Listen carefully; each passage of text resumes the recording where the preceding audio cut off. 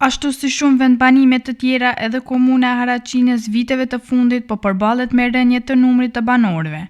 Tashmë në Haraqin mungojnë rreth 30% e të rinjeve, mungesa e infrastrukturës, mungesa e vendeve të punës, standardi ulët i jetesës dhe kërkimi një të ardhmeje më të mirë. Kanë shtyrë shumë familje të shpërngulen, kryesisht drejt vendeve perëndimore. Po ashtu një pjesë e haraqinasve kanë zgjedhur të shpërngulen nga kjo komunë për të vendosur në komunat e Shkupit, ku infrastruktura dhe kushtet e jetës janë më të mira. Migrimit nga vendi ka ndihmuar edhe liberalizimi i vizave në vitin 2009, kur shumë të rinj vendosen të kërkojnë të ardhmen e tyre në vendet e Bashkimit Evropian.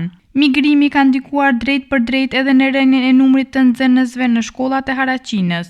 Drejtori i shkollës Refik Saliu në një prononcim për emisionin Ritmi i ditës në televizionin e Maqedonisë thekson se viteve të fundit për shkak të migrimit qoftë jashtë vendit apo drejt kryeqytetit është vërejtur ulje e vazhdueshme e numrit të nxënësve.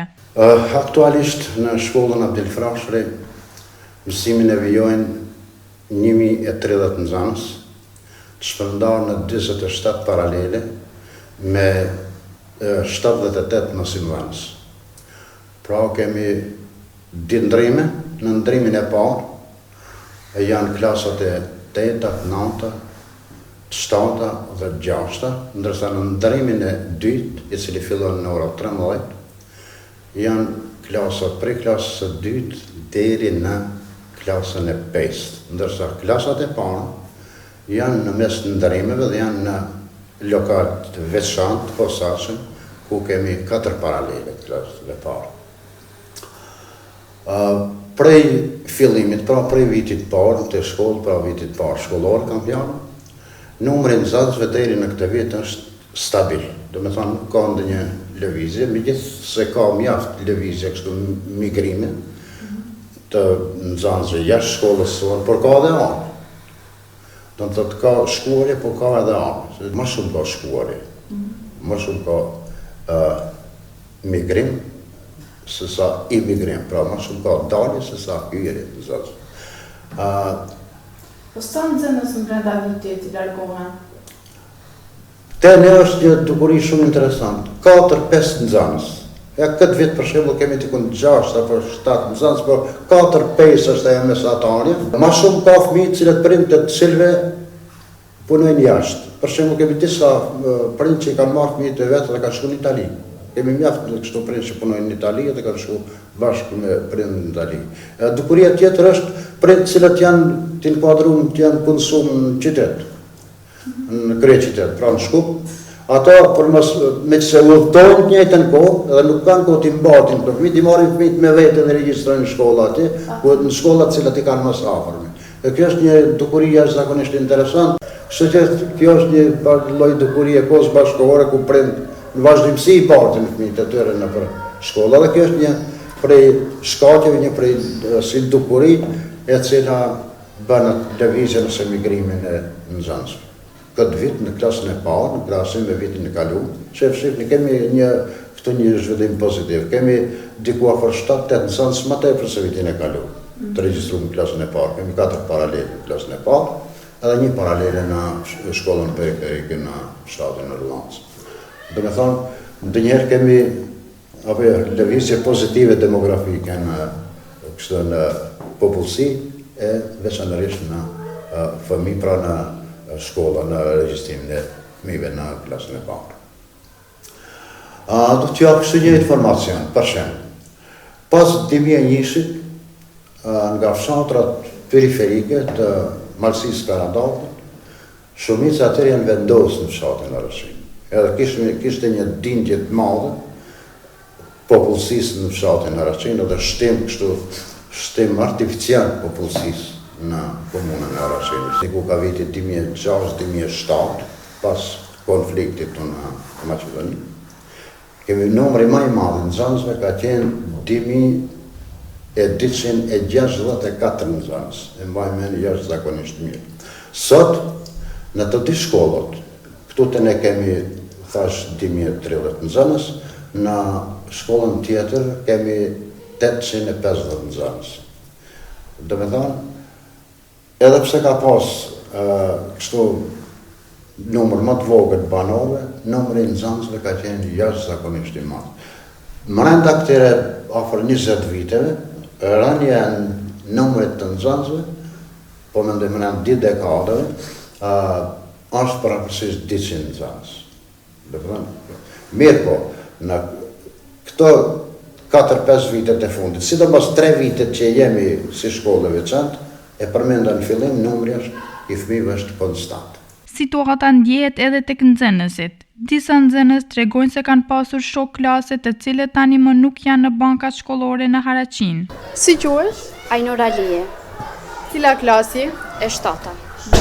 A ka ndonjë nxënës që është largu prej shkollës ju? Po, ka disa nxënës. Sa nxënës janë largu tek klasa juve? 5 maksimum. Ku kanë shkuar?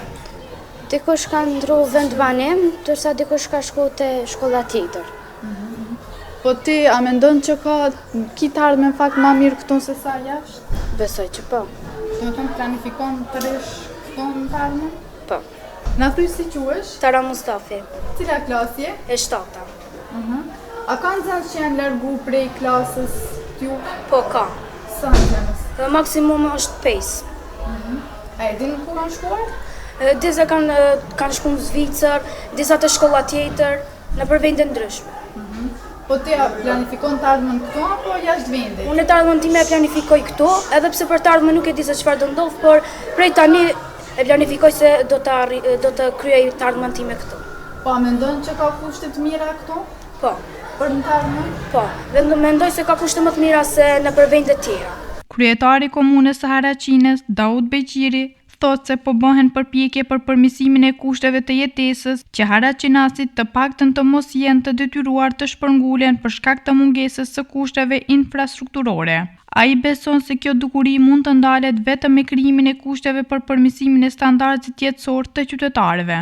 Kjo dukuri ka qenë e pranishme prej vitesh, sidomos nga viti 2009 kur u bë liberalizimi i vizave. Mirë po më e theksuar ka qenë prej kohës pas pandemisë. Faktorët ekonomik dhe pasiguria sociale kanë ndikuar më së shumti tek qytetarët. Kanë ndikuar më së shumti tek të rinjt dhe familjet e reja. Po a mund të na cilat janë pak shkaqe që sipas jush e sollën këtë situatë? Shkaqet janë të shumta, mirë po ne mund t'i numërojmë disa, shembull, mungesa e kushteve elementare për jetesë, mungesa e vendeve të punës, të gjithë kërkojnë paga më të larta në vendet perëndimore, kërkojnë një standard më të mirë për jetë. Edhe ka shumë familjar që prej më herët janë në migrim, ato kanë qenë shkaku që i kanë tërhequr nga këto familjarë të tjerë që të bashkohen atje. Po ju si komuna keni ndonjë strategji që parasheh parandalimin e ikjes së banorëve?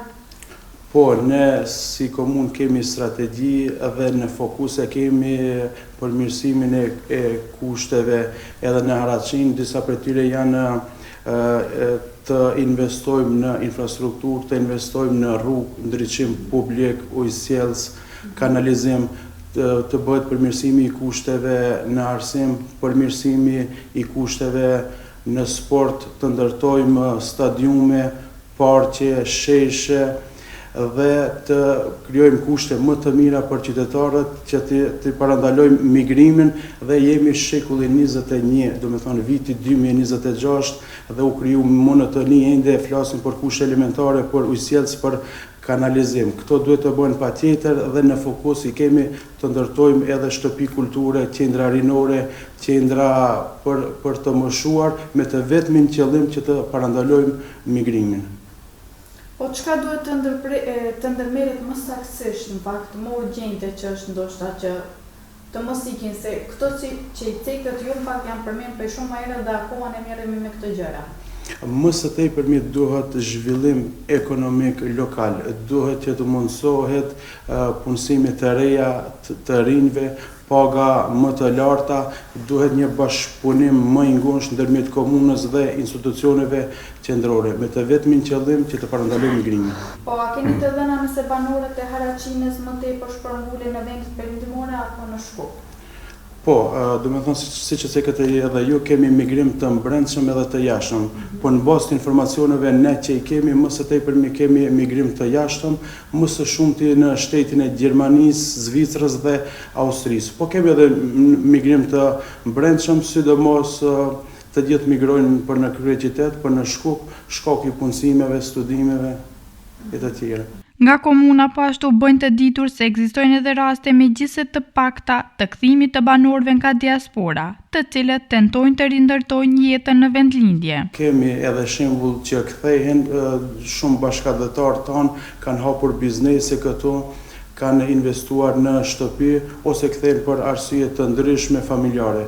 Kjo është një sinjal pozitiv që ne si Haraçin, nëse bëjmë kushte më të mira për jetë, do të thonë kemi potencial që t'i mbajmë këtu ose t'i rikthejmë të rinjtë tanë këtu. Për momentin më së tepërmi në Haraçin punohet në infrastrukturë, në rrugë, asfaltime, trotare, në ndriçim publik.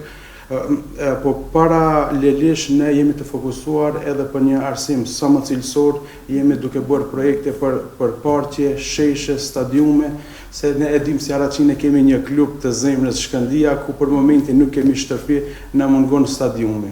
Dhe kemi në fokus edhe në prioritet që sa më shpejt jetë e mundur që të fillon ndërtimi i stadiumit. Haraçina në fakt është pasqyra e asaj se çfarë po ndodh edhe në shumë vendbanime tjera të vendit. Në shumë fshatra është e vështirë të gjenden punëtorë të cilët kërkohen dhe janë shumë të nevojshëm për bizneset e vogla apo për sektorin e ndërtimtarisë. Dhe derisa të rinjët kanë ikur në migrim, rrugëve të shumë fshatrave në rajonin e Karadakut apo Topollogut mund të hasin kryesisht persona të moshuar.